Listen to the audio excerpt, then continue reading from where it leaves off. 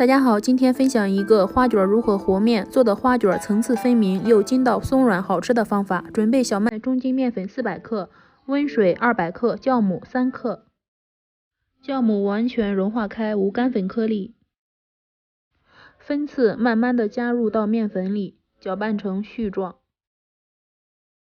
先把面团捏在一块，再用和好的面团去刮盆边的面，如果刮不动，可以用筷子。揉成光滑面团，盖上保鲜膜发酵。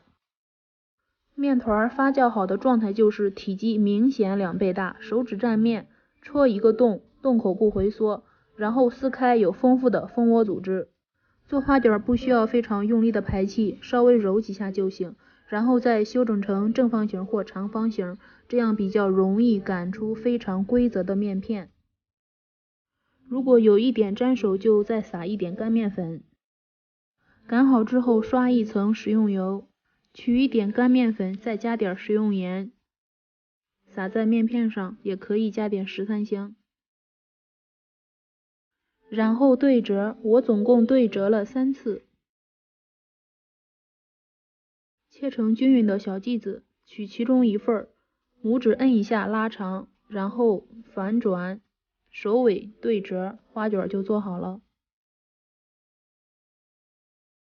笼屉上刷一层食用油，2次醒发花卷至发青，白胖白胖的花卷做好了，层次不但多，而且又非常的松软筋道好吃。